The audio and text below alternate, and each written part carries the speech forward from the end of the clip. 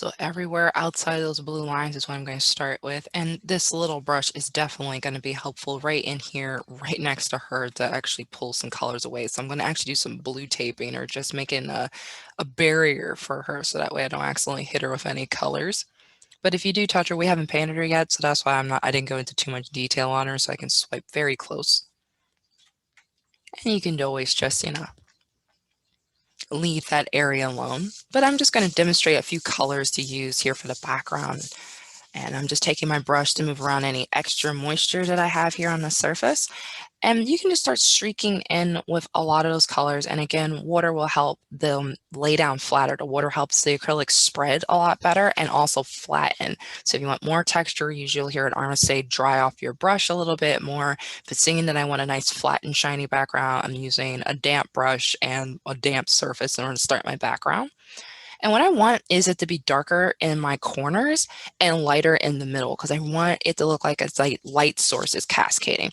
So what you can do is actually use your brush. And this isn't the main color of the background, but if you know you want an area to be lighter, like here in the middle, you can go ahead and wash over the entire middle section of your canvas with white before you tint the water with black. So once you start using black in a water cup, you might even have to switch it, and that's just not normal because the colors are going to be a little bit harder and a little bit harsher, so you won't get your brightest white if you've been using black first. So I'm just going to take white and I'm just going over the entire angel while I'm at it to help prime her up for the next step for her. But I'm also doing this so that way all the colors here in the middle are going to be the lightest ones. And so I'm just going over my wing as well, and I'm just taking regular white, and I'm not really building up a thick layer just yet. I want to get an even coat is the goal, to make sure that canvas is completely coated. And now that I got this white completely over this background, I'm making sure I'm in the middle, but that way I can get darker on the outside. And now what I can do is, now that I have the white down, I can start streaking in my next blue. And I'm going to start off my cobalt, not to fail. I'm going to work my way towards my darker colors. And you want to just be as careful as you can next to her. If you want to just slow down whenever you get close to the lines. If it goes over, I don't mind it. I'm just going to fix it later. But as you can see, I'm just going to take cobalt blue in first. So you're definitely going to get more than one coat done. And if you have a stretched canvas and you're not doing flat with me today, you want to just hit those edges with the same color that's on your brush.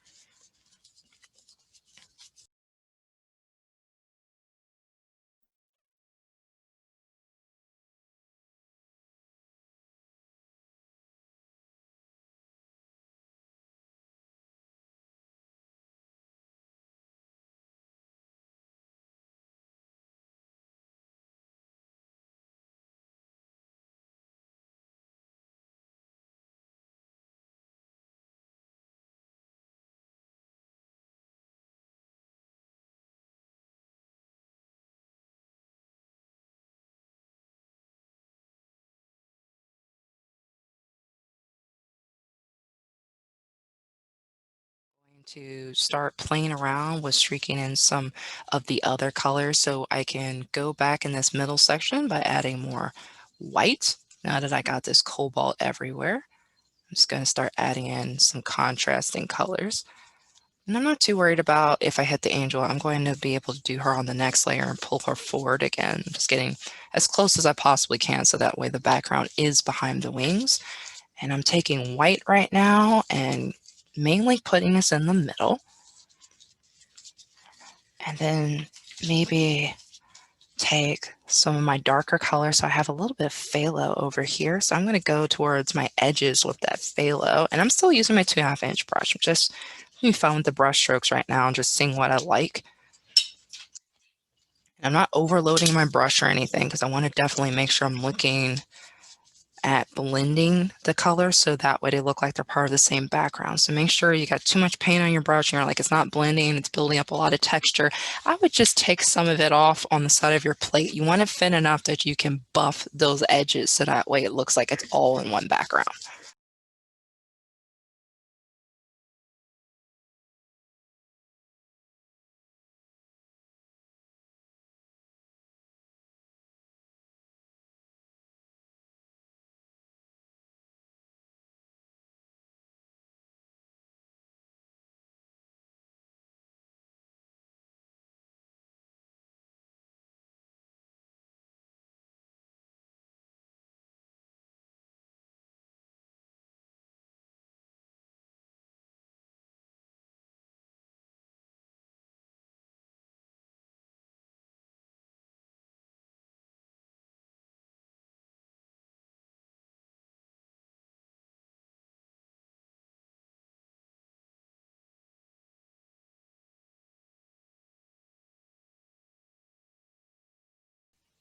So I'm just going to come back into the corners, and with a wet brush, I'm just going to start streaking in some of these darker tones just in the corners of my piece.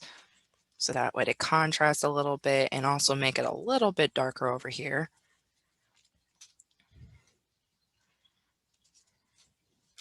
Now I'm going to bring some more darker tones in here. So I'm just making sure the brush is very damp because again, I'm not trying to build up texture. I'm just adding in more color tones. So a wet brush will help buff that color down for you. And I'm just going to blend in some deeper tones. And another thing is too, is like in areas like this, a second coat of cobalt will definitely be darker than that first layer since it was on top of white canvas already. So what I'm doing is just doing regular cobalt in some sections as well to darken it around that area where I'm going to have a nice corridor of light coming down. And I'm just going to come around this side over here as well.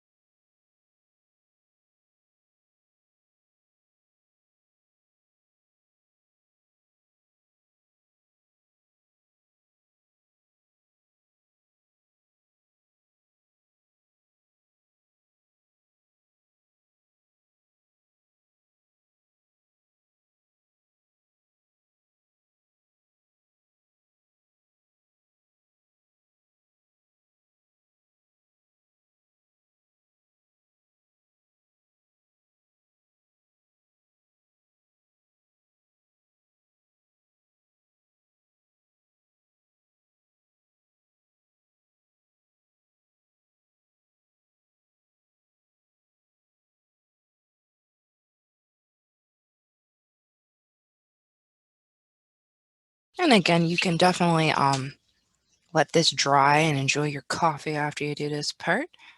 But I'm just going to take some white and I'm just slapping it over top that shape that I know I'm going to turn into my angel. So I am using my white at a pretty creamy level. So not like as dry as icing, think more like melted butter on a croissant. And I'm using it nice and heavy. And this is why I was like, I'm going to use up a lot of white and blue in the background. So I'm just cutting some white right over top. And I'm going to let this dry again. So I was meaning that this is very much so a scrapbookish kind of painting because you don't have to do every layer all at once. And it looks a lot better too when you do see lots of layers popping through. I love texture. So I'm just drawing over those lines. And also this puts the angel back in front of the background real quick before we start worrying about details. So I'm going to do this step real quick to make it a shape that's in front of all that work we just did here in the background. And I'm just taking my time on the edges. So that definitely helps get some sharper line work out of my flat brush. So I'm just dragging it when I get towards the edge of a shape. And I'm just using regular white just to fill that all in. And of course, I'm going to switch to a medium flat brush though when I get closer to the front part of her head, just because I don't think that 2-inch brush is going to quite fit.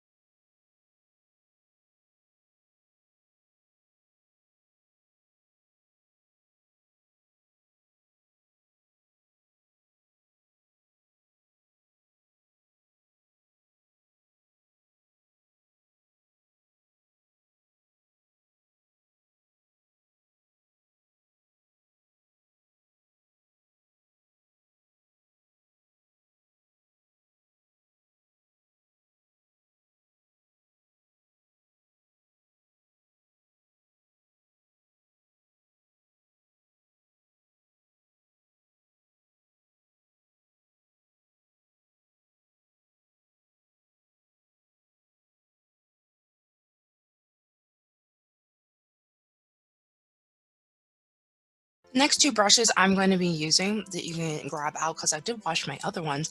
I'm going to actually use my liner brushes real quick and just point out where everything is. And I'm going to use my dark phthalo blue again. And I'm just going to break apart where the hair is, where her hands are, and just put some defining lines in so that way we can just start picking colors to fill them in. Because the pastels are going to be the next part, but it's going to be helpful if we don't run over any lines we don't want to unintentionally paint. So we're going to put down just some boundary lines is what I'm going to do. And I would just use that dark phthalo color that you have. You don't need to go as deep as a black or anything like that. I'm just going to use a tone that's already existing in the painting to help me out with this.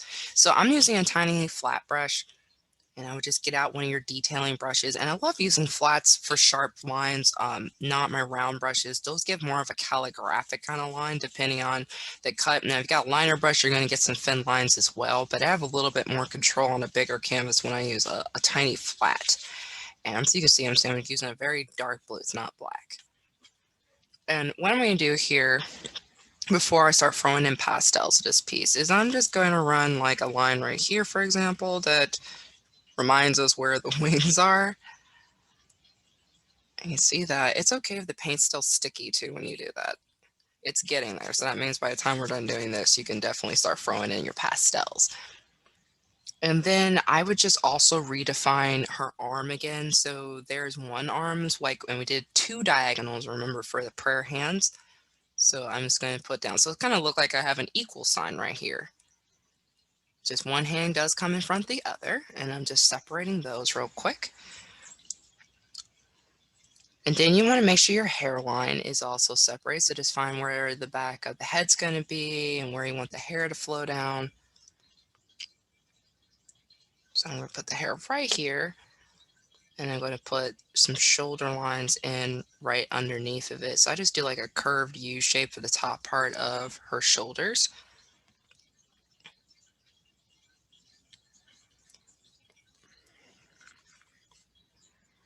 And then this part is part of her sleeve. So you have to just come down quite a bit. It's really long. So I come almost halfway down for the length of her sleeve. So once you make a U shape, you can just bring that line down and then you can go from this point and, wiggle that brush a little bit to make it more realistic and put some curvature lines into it. And there you go, nice long sleeve for you. So now I have my arm back and then I also have a hairline and where her arms are going to be. So I'm going to separate those arms from the hair again.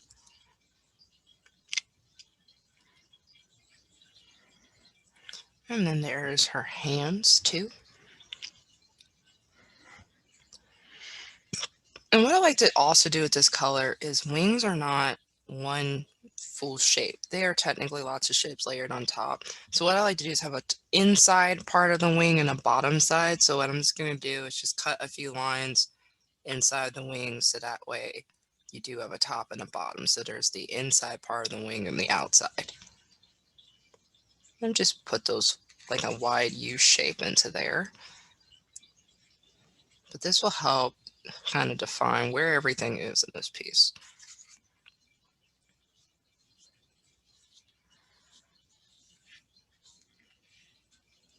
And making sure we use up some of that paint we already have on our plate too to helps.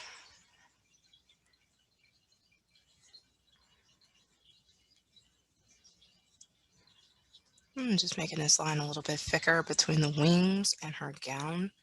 So that's very clear as well.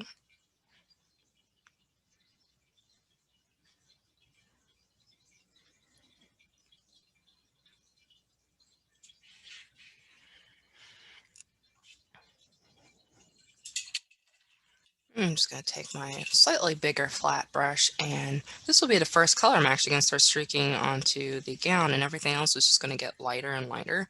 So what we're going to do is actually work on all those details next, the pastels, but what I'm going to do is streak some of the background colors on first before we get to the pastels. So that would be your cobalt, your phalos, and all of those. And since now we know where everything is again, we can go ahead and do this part. So the first thing I like to do is just to do short brush strokes. And I would use a medium-sized brush for this because you want to kind of do touch and go.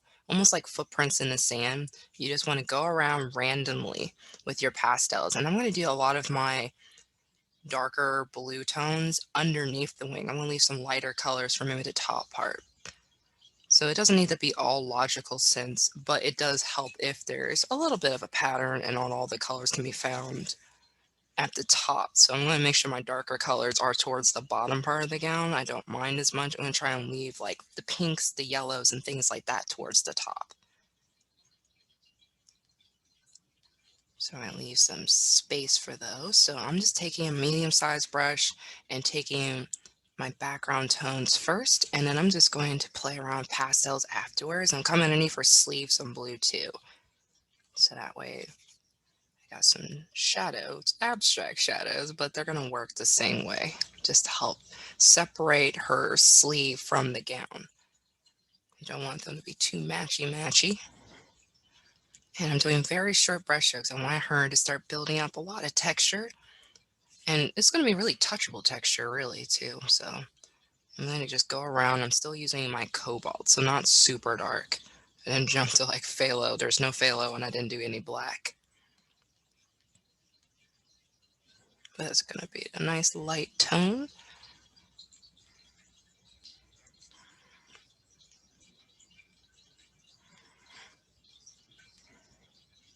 And this will help further distinguish between each element in this piece. And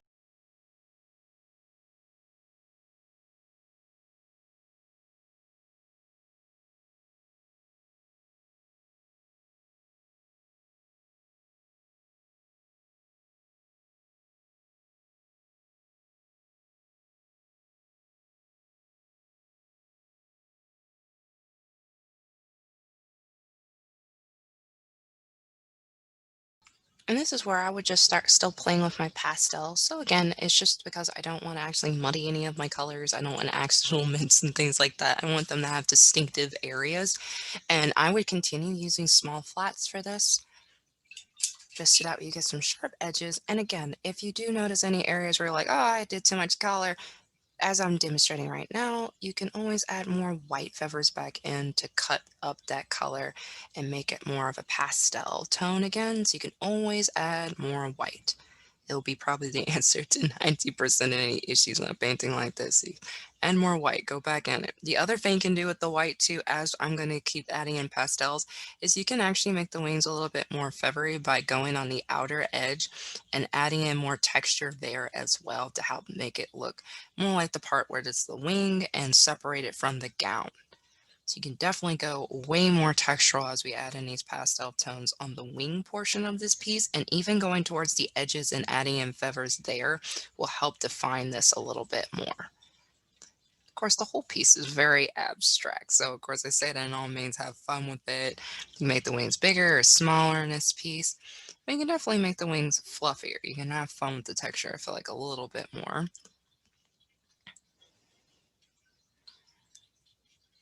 You're not really supposed to have too much distinctiveness between them. They're the same colors, but I do like to fluff up a little bit more over here.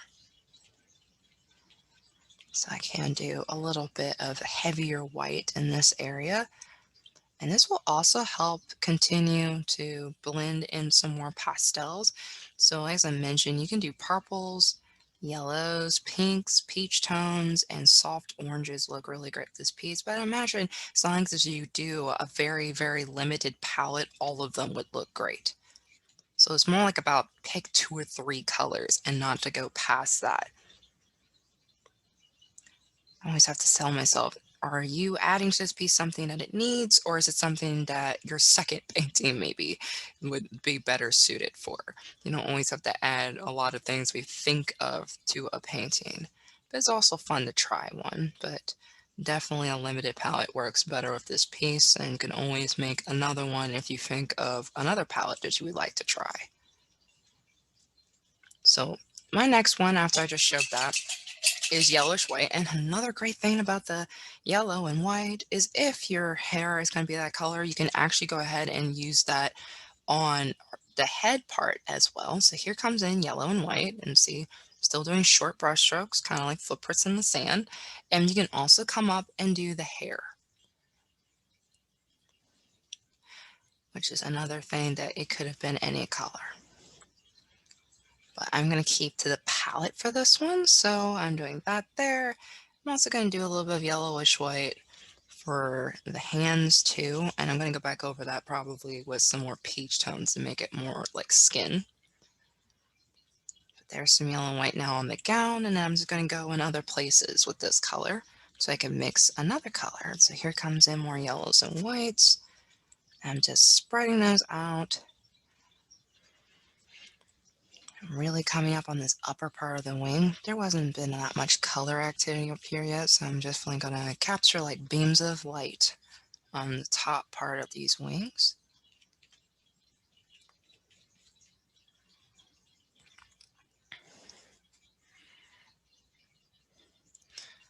And this will definitely help to give this piece almost like a palette knife feel. And I'm just going to continue throwing in these yellowish whites, and why not go ahead and switch up the colors now since we can see yellow and white now. So we're running out of gap space, so we don't have as much area every time you add a color, and so it's good to switch up. So the yellowish white can go to peach by simply adding a little bit of red. So peach is just like a very, very warm, light orange. And you can get that by adding your yellow and white and a little pinch of red. You can also just make straight up pink by just doing red and white. So you can get both, but this is why we also get some of our flesh tones that you can use. But I'm going to use a lot of these on the feathers as well. And so you can get different levels of pink as you see me mixing. So let me just take a little bit of my scarlet tone here and add in some pink tones now. I love starting at the bottom and pulling it up because I can flick the brush as I'm coming up the gown. It's a lot easier. Another thing that helps with making sure you have these nice flicks is making sure your brush is damp when you're getting that paint, so that way that water helps to spread it out a little bit so it's not too stiff. And I can come up here and add some pink on there, and I can take some of these pink tones into the hair like I did with the yellow. So that also helps the hair build up dimension by making sure that it's more than one color. It does not have to be just one. I can go into the wings with some of this color too.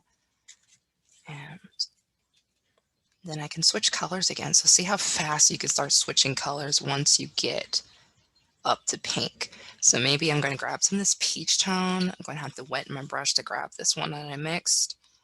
And now I'm going to go back in with my peaches and flick some of that as well. And then I can let this dry again, so that way I can do like what I mentioned at the beginning, evaluate whether I need to add some more whites back in the sections to make sure that's the majority color again. But of course, if you like the tone or the feel that you're getting in your angel piece, definitely leave it the way that makes you happy. Do not change it. We're definitely always inspired by other artists' works, but I always tell people, leave it an original. You're going to be way more happier of a piece where you make sure you make decisions that made you happy as an artist. And I'm just washing off my brush. If you ever catch a color and it's the wrong one, you just stop. And I immediately wash off my brush, grab it from that section, and as soon as it's dry again, you can always go back over that color. So mistakes are absolutely fixable. So I'm just going to get away from that section because weirdly enough, I had a phthalo blue still wet in the section. So I must have been a little bit heavier in that section. So if it needs to dry, I'm going to let it dry. I'm just going to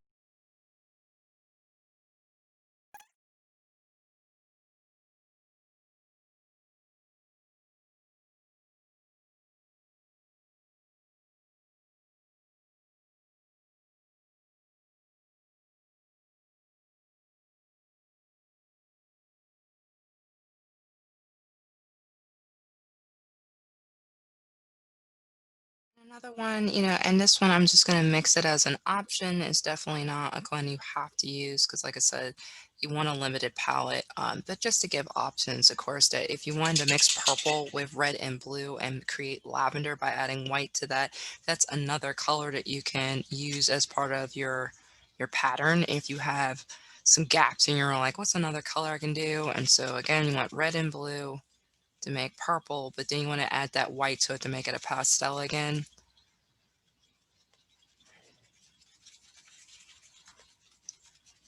And so there's some nice lavender, or you can do some plum tones.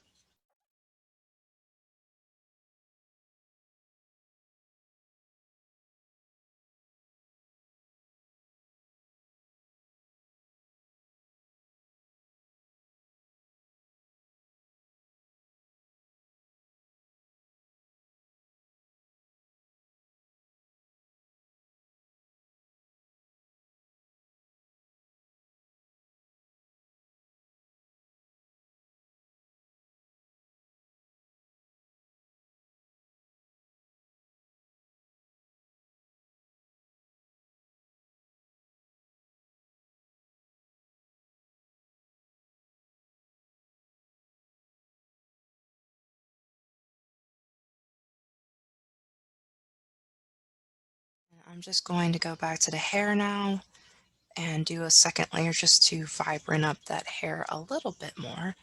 Kind of very fiery tones.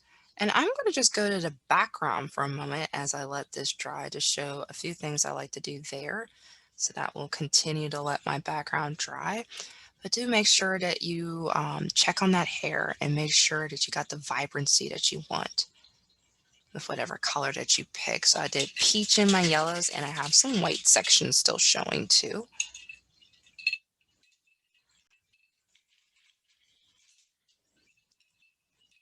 You definitely always want to utilize your smaller detailing brushes. So you pick the size brush that fits the shape you're working on.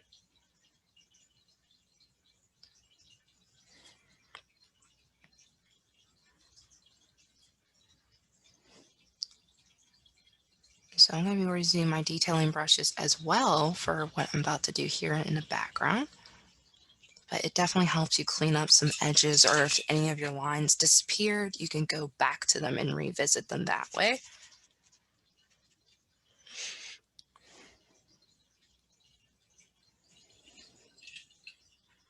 So I'm just pulling out my defined lines again to show where the bottom of a sleeve is at.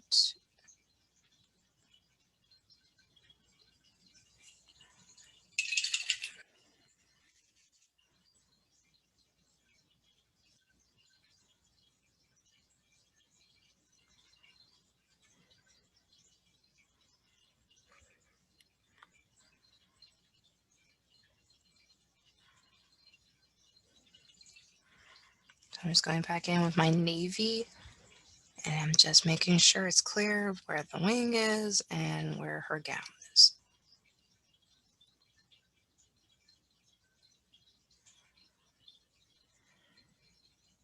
And where her arm is too, making sure that's defined.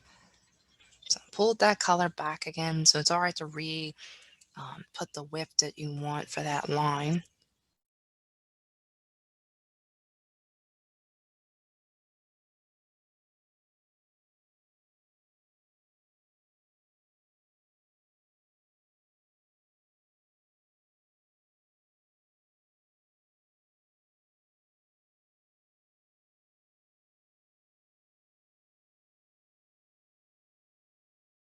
To start doing these stars, and I'm going to just do symbolic stars. So that means I'm going to be doing a plus sign with an X over top of it.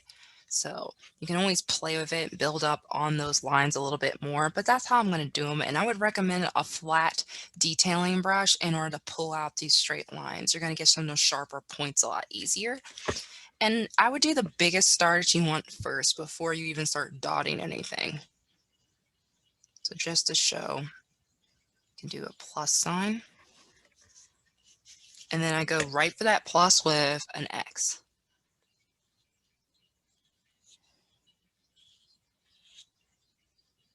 And you can always add some more lines to help increase brightness of a star after you get that X and that plus sign on first.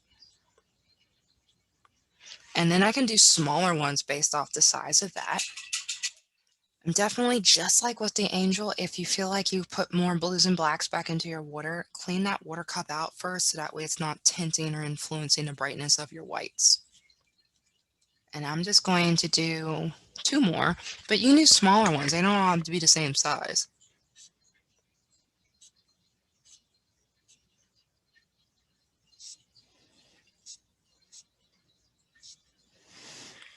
So there's two more stars on mine.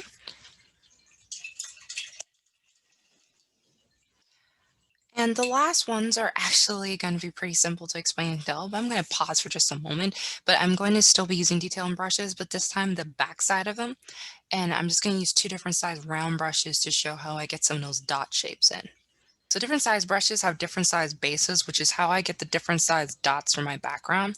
So if you probably look at the bottom of your biggest brush and the bottom of your detailing brush, they're both probably rounded. And if not, I would pick one that is, but they'll have different size dot patterns that you can build with the back side of your brush. So what I'm going to do is actually use the back part of my brush. You want to dip it into your white paint.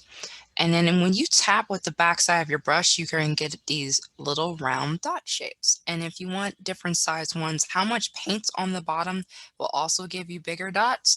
And then something else you can do is actually just switch what size brush you have because the base of the brush won't be the exact same size.